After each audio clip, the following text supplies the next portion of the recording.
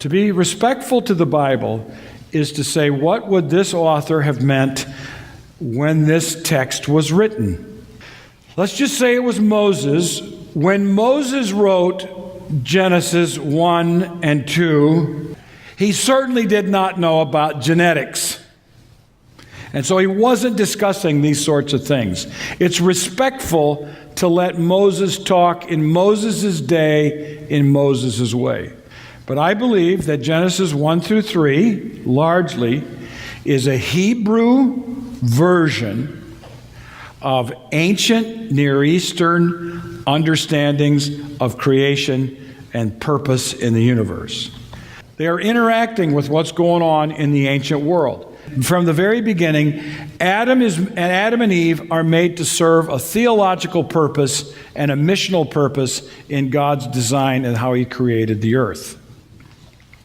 As our book moves along, I move into Jewish texts that are not in our Bible. These texts between the Old Testament and the New Testament, they can mold Adam into a new image.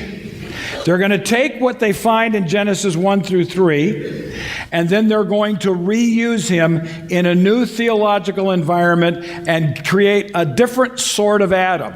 The same Adam, continuity, but lots of discontinuity. Everybody's Adam in the Jewish world is what I call a literary Adam. He is the Adam of the Bible. They believe in the Adam of the Bible. They're not asking, was this the original human being in biological and genetic categories? They did not know that. They inherited a story when they grew up from their fathers and their mothers, and maybe later from their rabbis, that our Bible begins with Adam and Eve, and by golly, that's how creation began, with Adam and Eve, and that's the Adam we're talking about. It's the Adam of Genesis chapters 1 through 3.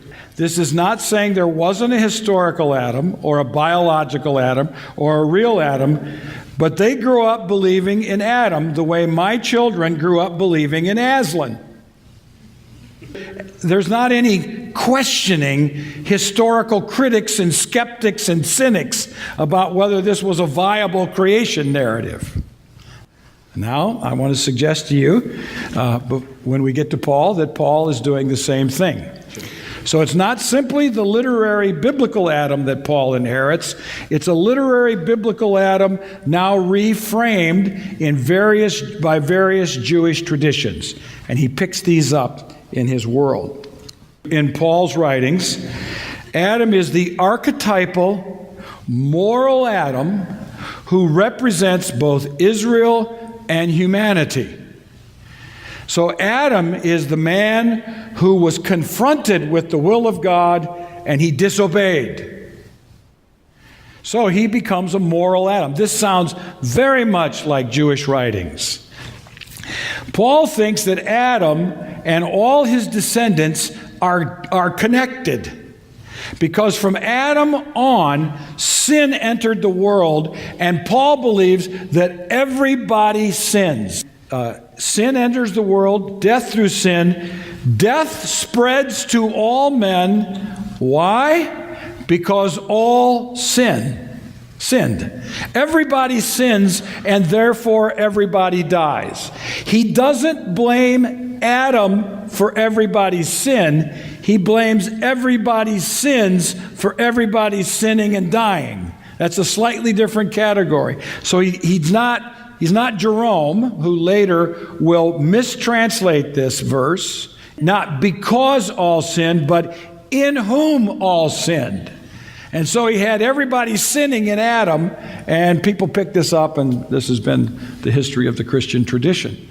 Paul did not believe in the historical Adam, in the historical Adam construct that I talked about with those 7 points.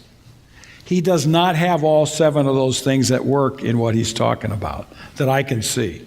If we're not careful, by forcing the Bible to mean that there were originally only 2 human beings from whom we got all our DNA and genetic material and sequencing, it is we who make the Bible wrong, not the Bible who's making science wrong. We're mistaken in our perception of what the Bible is saying.